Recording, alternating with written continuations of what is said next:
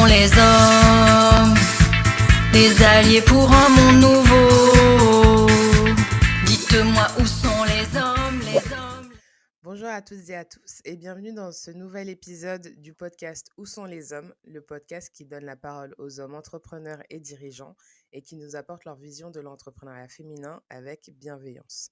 Aujourd'hui, je suis ravie d'avoir à mes côtés Jean-Pierre Winmer, qui est ancien dirigeant de société d'assurance et de finance. Bonjour Jean-Pierre, comment vas-tu? Bonjour Déby, je vais très très bien et je suis ravi de participer à cette expérience et à ton action. Merci beaucoup, merci à toi d'avoir accepté l'invitation. À savoir que Jean-Pierre nous suit depuis les débuts de Linkel, donc c'est un plaisir de l'avoir à nos côtés. Tout à fait, mais je suis tous tes travaux, même si parfois je ne peux pas participer parce que je suis un peu occupé, C'est même normal. si les retraités actifs, ça existe. Ah bah, c'est le cas de le dire. J'en connais d'autres, crois-moi, en effet. C'est limite, vous travaillez plus que quand vous étiez limite avant au boulot. Oui, mais on choisit ce qu'on fait. Et ça, c'est un luxe incroyable. J'en doute pas. Dans la vie, il faut aimer ce qu'on fait parce que sinon on est malheureux. Et ça, c'est un grand principe.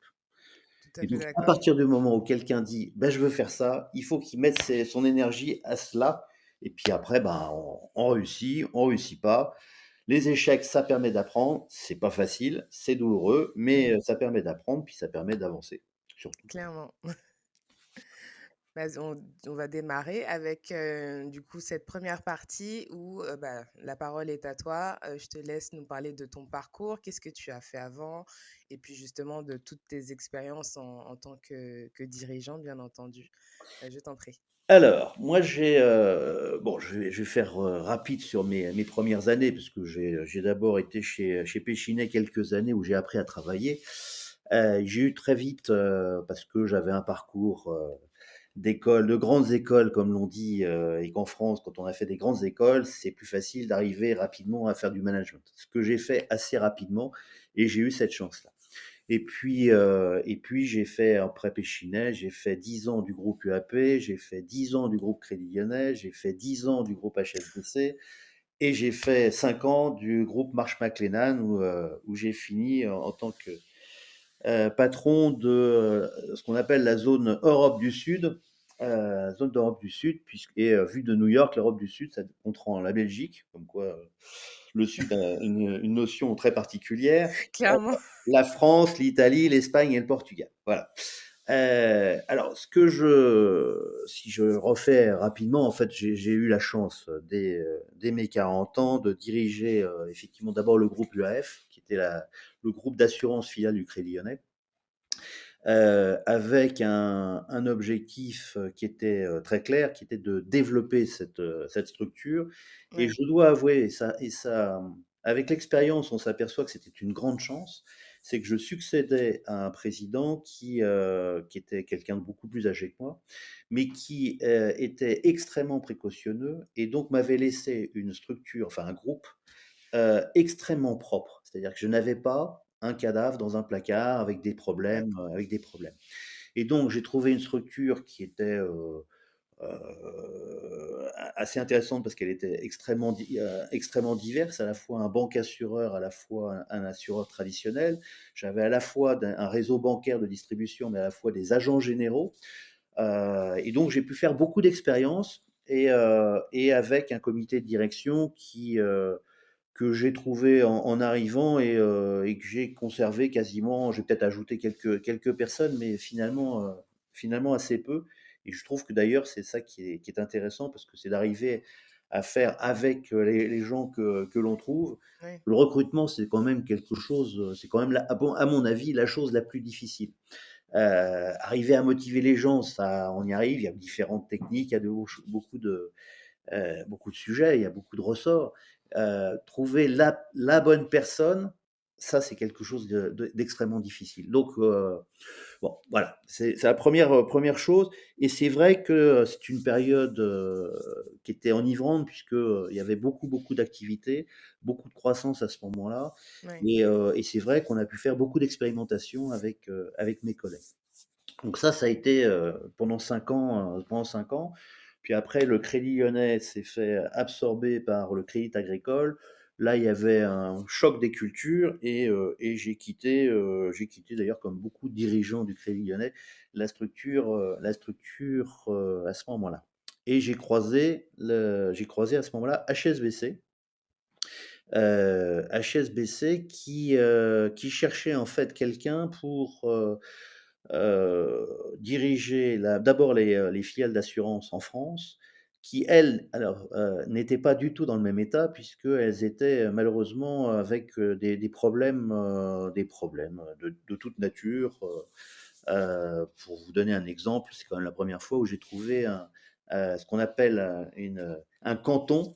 Alors c'est, pour un assureur, un canton, c'est donc une partie de son activité qui est, bien cantonnée, d'où le terme D'accord. canton, mais comptablement, c'était pas équilibré, donc il y avait plus d'actifs que de passifs. C'était un truc, voilà, dans une structure, généralement, l'actif et le passif, c'est la même chose. Enfin, c'est la même chose, c'est le même montant, c'est Oui. forcément équilibré. Bon, donc il y avait des petits sujets de nettoyage à faire, ce que j'ai fait. Ça a pris du temps et puis après j'ai eu la chance de faire, enfin de prendre la direction des assurances pour, l'Europe continentale. Alors là, vu de Londres, puisque le siège est à Londres, enfin à Londres et à Hong Kong à l'époque, l'Europe continentale allait du Portugal au Kazakhstan. Donc là, c'était quelque chose d'assez drôle. Et ça m'a également appris, enfin, en tous les cas, moi, je l'ai joué comme ça, c'est-à-dire que bien évidemment, je ne connaissais rien à, l'assurance en Turquie, je ne connaissais rien à l'assurance Oui. au Kazakhstan, je connaissais rien à l'assurance en Arménie, voilà, dans des pays comme ça, bon. Et je suis arrivé avec, finalement, je devais piloter ces gens et je suis arrivé en leur disant: «Attendez, moi, je ne connais pas votre métier, enfin, je ne connais pas, non pas votre métier, je ne connais pas votre pays, je ne connais pas la façon dont on fait ce métier dans votre Oui. pays. Donc moi, la seule chose que je peux faire pour vous aider, dans mon rôle de responsable global, c'est, de faire un sparring partner, c'est-à-dire de vous écouter, de voir comment vous réagissez par rapport à telle chose, de vous apporter moi, dans mon contexte à moi, comment j'aurais pu réagir ou quelles étaient les façons d'aborder les choses et à ce moment-là, on confrontera, mais de toute façon, à la fin de la journée, c'est vous qui prendrez la décision parce que c'est vous qui connaissez votre marché et c'est le Mmh. principe». Bien sûr. Et c'est vrai que c'est une façon dont les gens ont beaucoup apprécié parce que assez souvent, vous voyez toujours un patron qui arrive et qui dit: «Ben voilà, faut faire comme ça». Et que pour moi, le patron omniscient n'existe pas.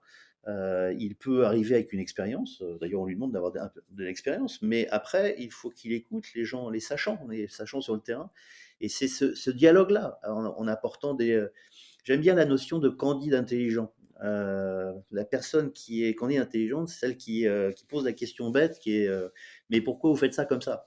Et la réponse stupide, c'est bah, parce qu'on a toujours fait comme ça. Et la réponse intelligente, c'est de dire bah, on le fait comme ça parce que. Et en expliquant. Exact. Et d'ailleurs, en expliquant, on peut se dire, mais tiens, on pourrait peut-être d'ailleurs changer un peu la façon de faire. Et c'est Mmh. comme ça, par ce dialogue-là, qu'on peut avancer. Donc, c'était une belle expérience avec, plein de gens, très très différents et des cultures très différentes et c'était une expérience fabuleuse. Bon là-dessus, HSBC, a eu des problèmes, en particulier aux États-Unis et dans d'autres pays. Donc la structure, elle s'est rigidifiée et moi je supportais pas et donc je suis à ce moment-là parti ailleurs. Au départ, j'ai démissionné en me disant: «Écoutez, ça voilà, on va se quitter bons amis, on va négocier mon départ et puis après je vais chercher autre chose» et j'ai trouvé, finalement très rapidement, coup de chance, j'ai croisé le groupe Marsh McLennan qui là cherchait aussi, un dirigeant pour sa structure française, de D'accord. Mercer. Mercer, ça étant à la fois un courtier d'assurance et à la fois un consultant en matière RH. Donc OK. c'est un domaine assez, un peu différent heu, de l'assurance telle que je le faisais avant, parce que c'était essentiellement de la santé et de la prévoyance pour la notion courtage. Mais c'est assez proche néanmoins. Et la seconde chose, c'est que derrière, il y avait du consulting RH sur la façon d'organiser la fonction RH, il y avait des méthodes de calcul de poids de poste pour voir un peu les comparaisons en termes de rémunération. Il y avait effectivement des bases de données sur les rémunérations des gens dans les différents postes, etc. Ouais. C'était très très large, très diversifié et très intéressant. Et donc d'abord j'ai dirigé la France et ensuite j'ai dirigé effectivement l'Europe du Sud avec la Belgique, l'Italie, l'Espagne et le Portugal, qui d'ailleurs avaient des caractéristiques un peu différentes. La Belgique étant beaucoup plus développée sur les sujets de retraite, l'Italie étant beaucoup plus développée sur les sujets de consulting RH. Donc c'était très intéressant. Et là, à nouveau, bah, j'ai supervisé ces gens avec beaucoup de bonheur et d'ailleurs dans un dialogue permanent en disant, voilà, expliquez-moi ce que vous faites. Moi, j'essaye de vous donner d'autres idées ou d'autres approches, mais ne sachant pas si ça peut être concluant dans votre marché. Faut essayer, faut ne pas hésiter d'ailleurs à dire bah non, ça peut pas marcher parce que juridiquement il y a des différences là et là, mais on a bien fonctionné, on a bien fonctionné. Voilà. Et puis au bout de 5 ans, il y a encore une réorganisation, donc je suis parti et puis voilà. Et puis maintenant, je fais un peu de conseils et surtout en ce moment du conseil caritatif, puisque bah, ça fait plus d'1 an que j'aide la Croix-Rouge sur des projets de restructuration. J'ai d'abord fait une première mission avec 2 administrateurs de la Croix-Rouge pour voir un peu les sujets. J'en ai tiré des conclusions que j'ai présentées en fait au début de cette année au conseil d'administration, puis au bureau national, puis au conseil d'administration de la Croix-Rouge Ouais. française.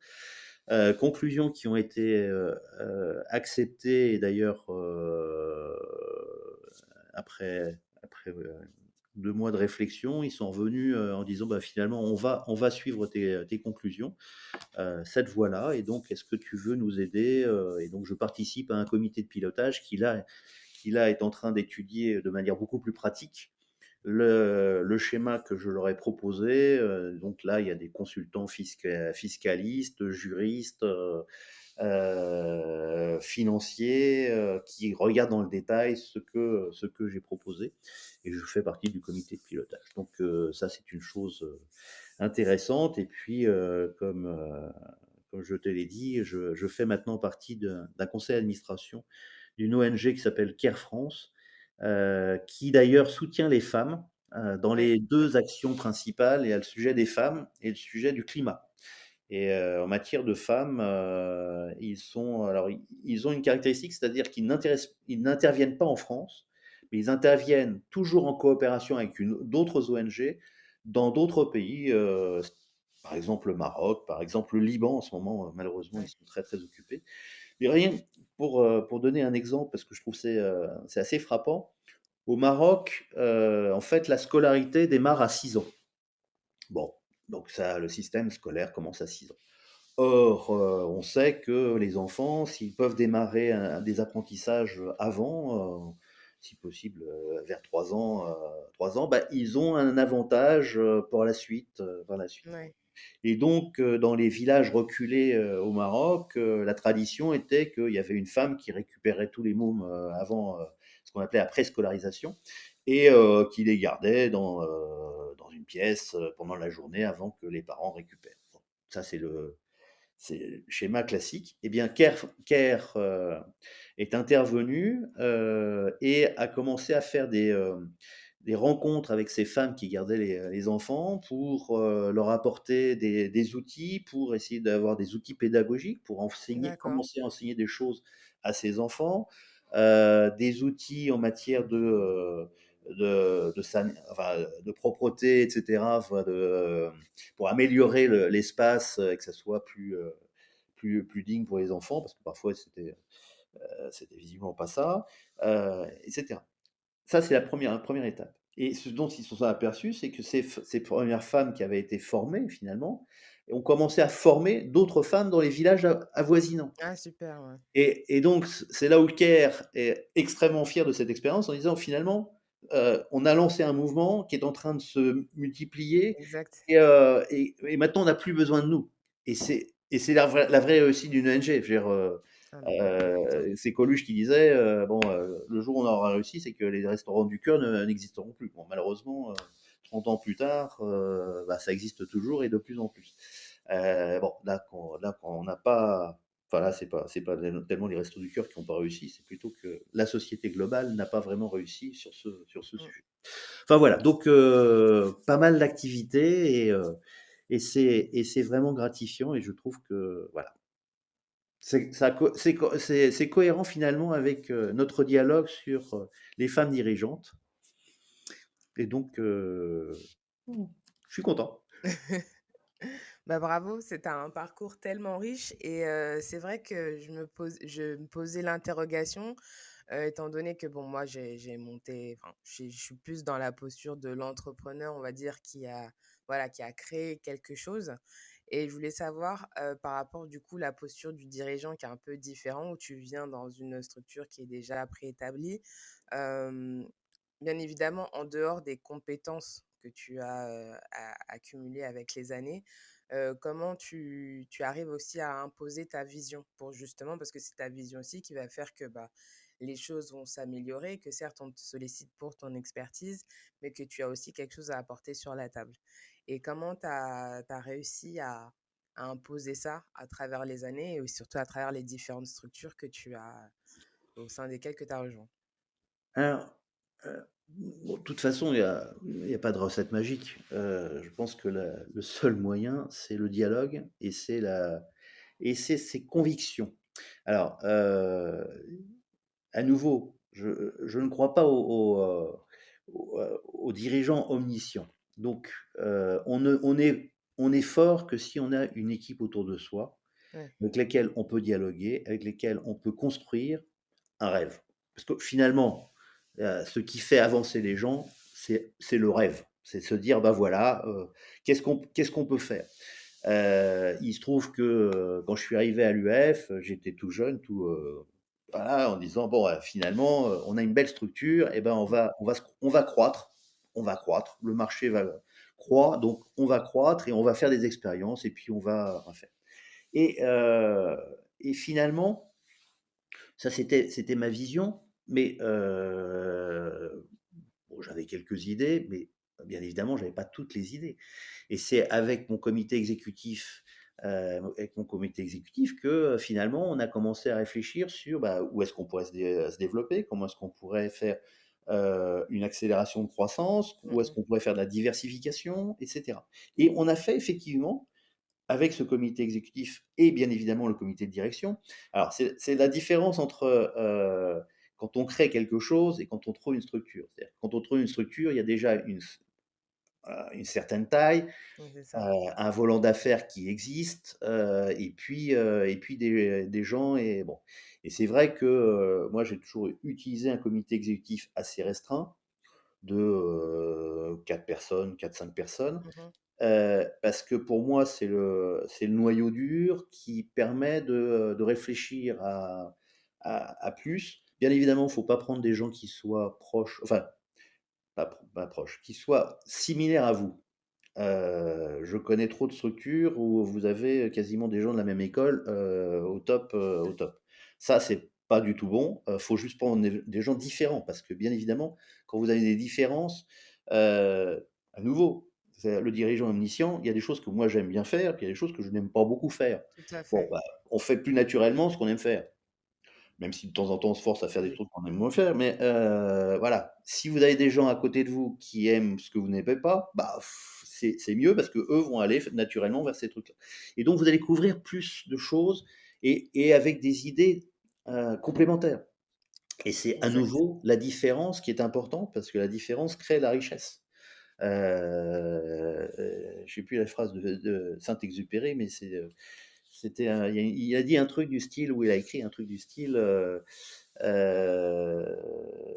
sur l'étranger qui, loin de m'offenser, m'enrichit parce que c'est justement cette Mmh. différence qui est importante.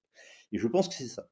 Donc la chose, c'est de s'entourer de gens, qui vous permettent de réfléchir avec vous et d'enrichir votre réflexion et de raciner.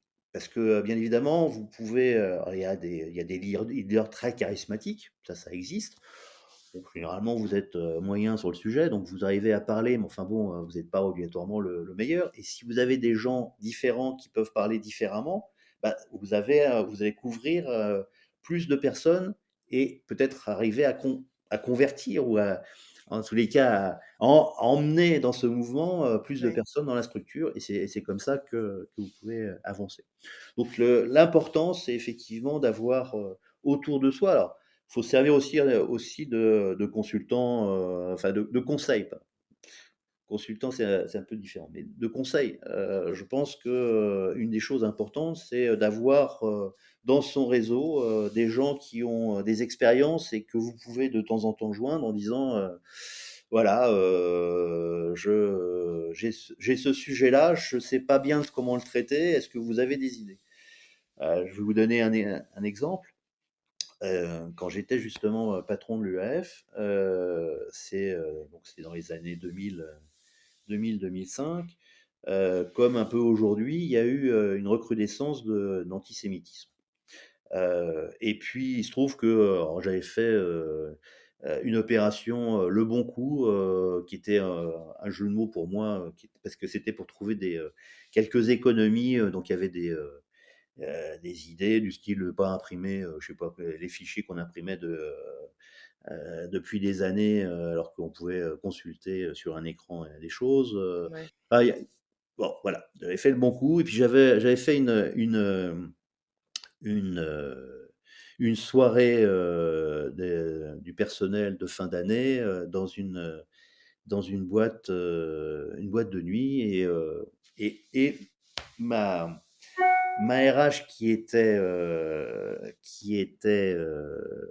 ma ma Muriel Guèze, et ma représentante syndicale qui s'appelait, madame, Veil, toutes les 2 étaient effectivement, étaient juives et sont venues me voir un jour en me disant: «Écoute, Jean-Pierre, ces différents événements font qu'il y a une rumeur qui commence à à grossir dans la maison, c'est que tu es juif et tu n'emmènes les gens que dans les endroits juifs où tu fais des opérations». Bon, Carrément. il se trouve que alors j'ai un nom vie de mère, qui peut visiblement, être ambigu sur le sujet, mais je ne suis pas juif et j'avais, un de mes anciens, qui s'appelle, Jacques-Henri Guggenheim, qui en plus que j'avais connu à l'UAP et qui s'occupait d'ailleurs de l'indemnisation, suite à la Shoah et dans le domaine, assurantiel. Et j'avais été le voir en lui disant: «Voilà, je suis devant cette situation, je sais pas quoi faire, Ouais.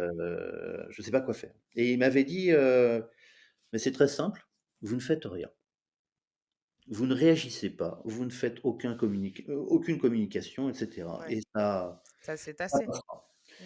Et effectivement, c'est ce que j'ai fait. Bon, mais j'aurais pas eu quelqu'un comme ça qui avait suffisamment d'expérience, suffisamment de alors lui était juif effectivement et suffisamment de vécu.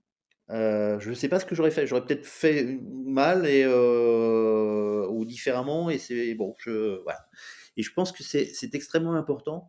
En plus, quand on crée quelque chose, et donc une petite structure a priori, c'est d'utiliser des gens qui ont des expériences différentes Totalement. pour pouvoir effectivement de temps en temps, ça peut être un mail, ça peut être un SMS, ça peut être, un appel téléphonique, il y a différents moyens, ça peut être un café, mais en tous les cas, de pouvoir de temps en temps s'arrêter, dire: «Attendez, là, je suis devant ce sujet-là, comment je fais? Je sais pas bien, j'aurais tendance à faire ça, mais est-ce que vous pensez que» voilà. Et c'est ce type de discussion qui à mon avis est important. Je suis totalement d'accord avec toi. Et est-ce que tu aurais une anecdote spécifique à ton statut de dirigeant à nous partager? Peut-être une problématique que tu aurais éventuellement rencontrée? Alors, moi, enfin, concernant les femmes dans les structures, moi, j'ai toujours la même anecdote parce elle m'a frappé, elle m'a fait évoluer de manière incroyable. Là, je suis chez HSBC, j'ai un comité exécutif, d'ailleurs, trois autres hommes, donc uniquement masculins. Hop, voilà.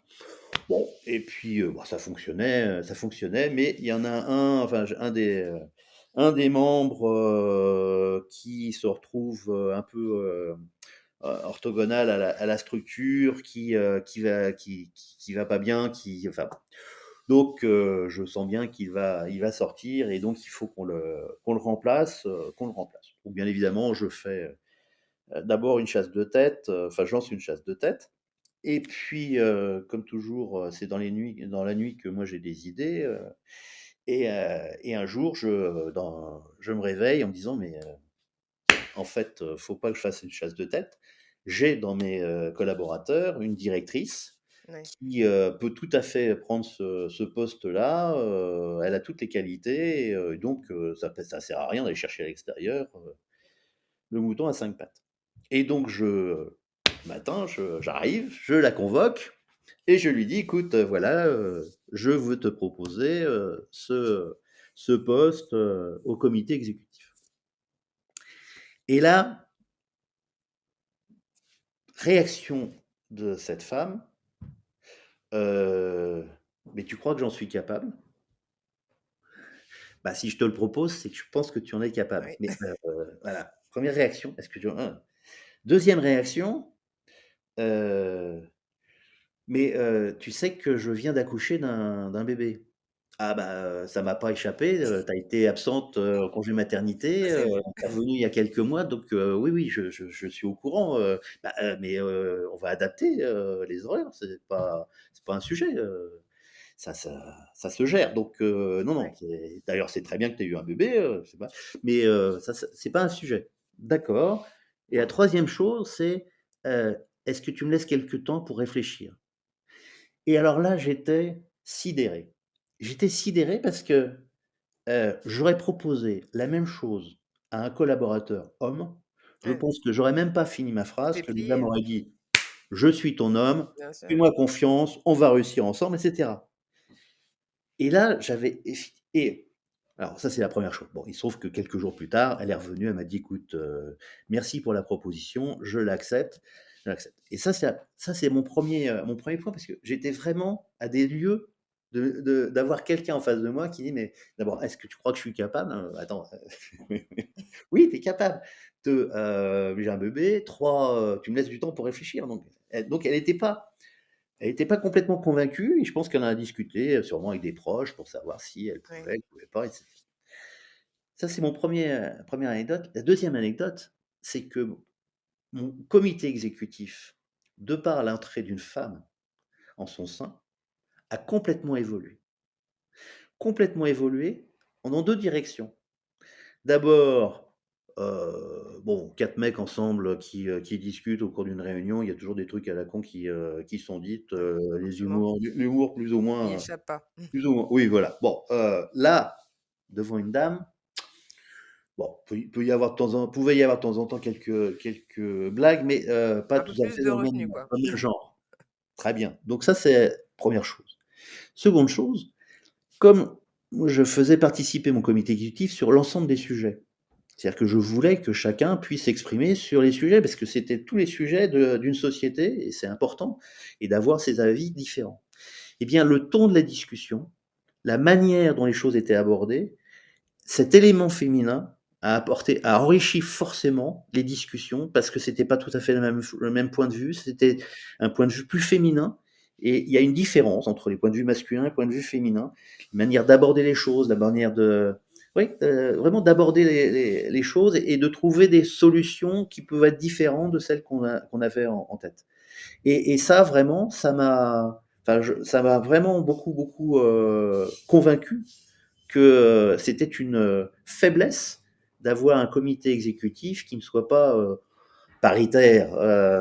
Moi, je suis pas sur les 50-50 forcément, mais déjà d'avoir plus. Enfin, après, j'ai eu des comités exécutifs où il y avait 2-3 femmes et j'étais content qu'il y ait effectivement plus d'éléments féminins parce que cet enrichissement était incroyablement évident.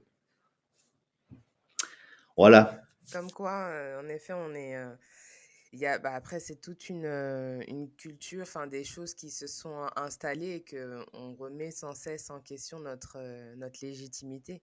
Malgré toutes les compétences, le passif qu'il y a, on est toujours là à se dire, mais en fait, est-ce que je suis légitime? Est-ce que je vais être à la hauteur? Et puis, c'est bien d'avoir, enfin, en tout cas pour ces personnes-là, qu'elles aient eu toi, en fait, pour justement voir vraiment leur valeur et de se dire, bah, en fait, bah oui, en fait, tu peux. Et il faut plus de mentalité comme ça, justement, pour ouvrir la voie, donner l'opportunité, en fait. Parce que souvent, c'est ça, c'est de saisir les opportunités. C'est ça qui manque. Oui, oui, c'est clair. Puis il faut vraiment lutter contre ce syndrome de l'imposteur. Enfin, je veux dire, c'est pas. On en parle souvent, mais je crois que J'ai participé il y a 2 ans à une soirée sur le cinquantenaire euh, de l'entrée des femmes à Polytechnique. Bon. Euh, et, euh, et ce qui était intéressant d'ailleurs, c'est que ça a été conclu par Elisabeth Borne elle-même, qui d'ailleurs était très détendue et c'était drôle parce que son discours était très en décalage par rapport à l'image qu'on avait à la télé de cette femme qui a quand même été première ministre et avec, je trouve, pas mal de brio. Mais il y avait en particulier toute une intervention sur comment est-ce qu'on pouvait développer les femmes ingénieures dans notre pays. Oui. Et c'est vrai qu'il y a plein de messages indirects qui ne sont pas en faveur de la continuité, pour pousser les jeunes femmes, enfin les jeunes filles, à devenir ingénieurs. Parce que l'image de l'ingénieur en blouse blanche, qui est plutôt un homme qui fait des choses un peu rébarbatives, bah, c'est pas une image. Alors qu'aujourd'hui, on a quand même des belles réussites. Je veux dire, la, la jeune dirigeante de Orange aujourd'hui, elle fait plutôt du bon job, bien évidemment. Donc on commence à avoir de plus en plus d'exemples de gens de femmes qui réussissent. Mais il faut continuer à dire, mesdames, on sait bien que en mathématiques, les jeunes filles avant la terminale sont généralement plus fortes que les garçons. Bon. Et après, quand on va dans les classes préparatoires, il y a plus de garçons que de filles. Il y a une aberration, il y a un petit sujet. Donc il faut vraiment faire du prosélytisme là-dessus, autant que faire se peut. Tout à fait. Bah, du coup, tu as emboîté le pas sur ma question sur ta vision justement de l'entrepreneuriat féminin. Oui, alors, d'abord, je pense que il faut, quand on a une envie, quand on a une idée, il faut la mettre en œuvre et mettre toute son énergie pour la mettre en œuvre. Donc, de toute façon, moi, à nouveau, moi, j'ai été dirigeant de structures plus ou moins importantes, mais j'ai jamais trouvé l'idée où je me suis dit, tiens, allez, je vais faire ça, je vais créer ça et je me lance là-dedans. Alors j'ai essayé finalement avec des amis de créer quelque chose une fois que j'étais sorti de chez Mercer, mais finalement on était trop vieux et les banquiers nous ont pas suivis Ah mince. qu'on appelle ça les capital risqueurs non plus, parce qu'ils nous disaient mais Ah, vous êtes très bien, oui, oui, votre idée est très intéressante et l'équipe derrière vous c'est qui? Et en fait on était quatre, alors il y avait 2 femmes et 2 hommes, donc c'était intéressant, mais on était tous des sexas en grande forme, mais des sexas quand même. Et donc pour eux c'était pas, non, non, il fallait qu'il y ait franchement, derrière des petits jeunes parce que on n'allait pas mettre des sous sur des sexas. Voilà. Bon, c'est leur venu perte, trop hein. tard, c'est pas grave. Mais toujours est-il c'est vrai qu'il y a ce sujet de j'ai une idée et je mets mon énergie. L'autre chose que je pense, et d'ailleurs c'est pour moi ce que je disais tout à l'heure, il faut absolument que, et je sais que ton organisation essaye de développer ça aussi, il faut absolument s'entourer, alors pas obligatoirement d'une quinzaine de personnes, mais de quelques personnes en qui on a confiance et avec lesquelles on arrive à nouer un dialogue régulièrement où on peut expliquer ce qu'on fait, ce qu'on est en train de faire, les idées qu'on a et les interrogations qu'on peut avoir. Parce que des gens qui ont une expérience peuvent apporter. D'abord, ils ont un point de vue différent, donc ils Bien peuvent sûr. apporter une autre vision. Et à nouveau, c'est cette différence, cette confrontation de vision qui peut être intéressante. Donc il faut vraiment développer. Alors ça peut être complètement informel, ça peut être entre guillemets ce qu'on appelle un conseil scientifique, ça peut être dans son conseil d'administration, mais de toute façon, quelle que soit la forme, il faut absolument avoir ça parce que c'est une grande force. Et le dirigeant, qu'il soit dans une structure ou qu'il soit dans une création, la solitude du dirigeant est vraie. Alors, Tellement. bon, dans une grosse structure, vous avez le comité exécutif, par exemple, vous avez donc des gens avec lesquels vous pouvez. Mais ceci étant, parfois il y a des situations où vous devez prendre la décision. Est-ce que je vais à droite, est-ce que je vais à gauche? Euh, je, je vais vous donner un exemple. Quand je suis rentré chez Mercer, groupe Marsh McLennan, le grand patron de Mercer, un Américain. D'ailleurs, je rigole parce qu'il ressemblait je cherche le nom, un héros de jeu, d'un logiciel avec les grosses moustaches et la Ah, salope. Mario? Voilà, il ressemblait à Super Mario. Voilà, voilà. Donc bon, voilà et donc ce gars-là vient, je le rencontre parce qu'on avait un séminaire en Allemagne. Je le rencontre en Allemagne, il me prend à part, il me dit bon, écoutez, vous allez en France, un vrai sujet, il y a ceci comme problème, et puis il y a la gestion, je pense qu'il faut que vous la vendiez rapidement parce que c'est pas très rentable, etc. Et je lui dis écoutez, merci, je vais voir. De toute façon, je vais faire un tour et puis je reviendrai sûrement vous voir pour qu'on discute de la stratégie que je vais définir. Bon. Et puis je travaille pendant quelques mois et puis 6 mois plus tard, je vais à New York le voir. J'avais bien travaillé avec pas mal de gens dans le groupe. Et puis je vais le voir et je lui dis, mais voilà, alors là, on était passé au tutoiement, parce que c'est des Américains. Tu m'avais dit ça, finalement, non, c'est pas, je vais pas vendre la gestion, mais je vais plutôt te demander d'investir pour un changement de logiciel, grosso modo 10 millions de dollars, pour faire évoluer et rendre plus efficace cette gestion. Bah, alors, comme toujours dans les grands groupes, la communication, c'est d'envoyer un certain nombre de ballons d'essai, Ouais, ouais. etc. Donc, il n'est pas complètement tombé de sa chaise, mais quand même, il s'attendait pas complètement à ce que j'arrive en lui disant, voilà, ça va coûter 10 millions de dollars. Mais là-dessus, ce que tu me demandais de vendre il y a quelques mois.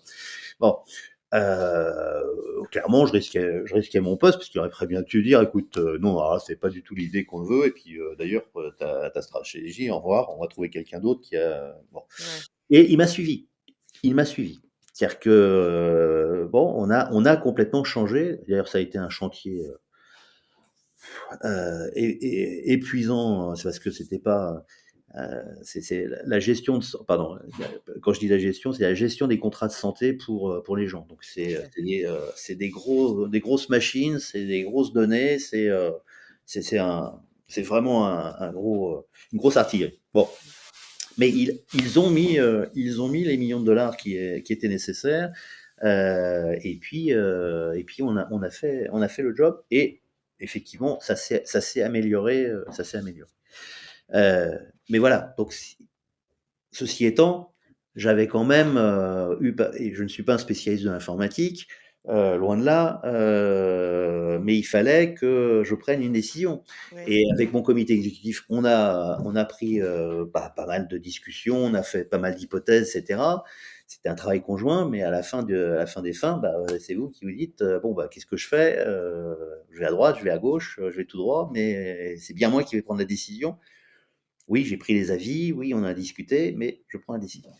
Et donc, d'avoir des gens autour de soi qui soient capables effectivement de challenger vos raisonnements, de vous apporter d'autres arguments, etc., pour moi, c'est primordial. Bon, après, il faut, quand on développe, si on a des idées et que ça prend de l'ampleur, il faut prendre les bons collaborateurs. Mais là, c'est, comme je disais, c'est aussi très difficile et c'est tout à pas fait. simple. Mais bon. Mais c'est enthousiasmant. Je suis d'accord. Mais c'est des choix, mesurés qu'il faut prendre. C'est toujours un risque, mais bon, il faut le faire. Oui, faut savoir prendre les risques. Alors après, il faut savoir mesurer aussi les risques que l'on prend. Exact. Donc, faut avoir une petite dose d'inconscience, Il y a mais il risque faut et risque avoir quand même.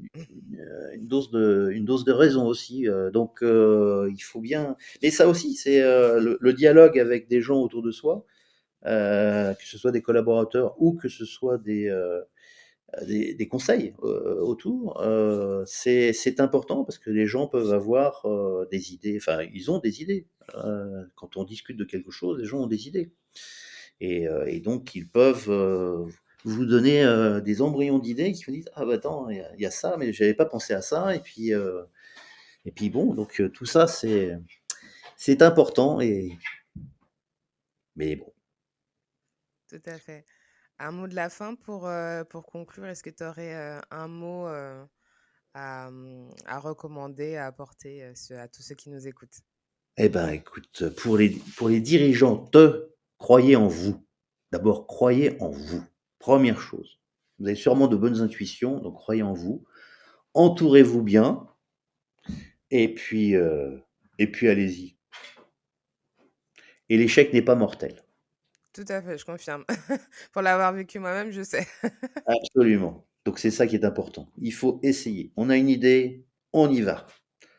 Et puis voilà. Puis un jour ça fonctionne. Il faut être positif. Toujours, toujours, toujours. Euh, Même dans la difficulté. Voilà. À un moment, on voulait me faire un blason avec marqué anticiper et positiver. Ah, pas mal C'était, ça. c'était effectivement. Mais ça, c'est mes enfants les enfants sont les pires juges. Ils remarquent rapidement les mots que vous dites assez souvent. Ah bah ça. Et, c'est comme un de mes fistons, parce que moi j'ai su faire que les fistons, mais un de mes fistons qui un jour, quand je commençais à lui dire au début d'une année scolaire, oh, tu sais, celle-là est importante, il me dit oui, comme les précédentes. Donc en fait, il m'a Il dit a pas non, loupé. non, chaque début d'année, tu me dis celle-là est importante. Alors, Eh oui, ça enregistre tout. et oui, voilà. Super. Bah, merci beaucoup, Jean-Pierre, d'avoir accepté l'invitation. C'était très beau partage que j'ai grandement apprécié. J'espère, et puis de toute façon, voilà, moi j'aide effectivement des gens, donc je continuerai de toute façon à essayer d'aider les gens. C'est ça qui est passionnant, parce que c'est les personnes, c'est quand même ce qu'il y a de plus important dans la vie. Ah, bien sûr. L'interaction avec des personnes. Donc, bon, certaines disent aussi les animaux. Je ne rentre pas dans ce débat-là, mais les personnes, c'est important. Tout à fait Déby, d'accord. merci à toi. Merci beaucoup, Jean-Pierre. Merci à tous ceux pour nous avoir écoutés et à très bientôt pour un prochain épisode du podcast Où sont les hommes? Bonne journée. Où sont les hommes? Des alliés pour un monde nouveau.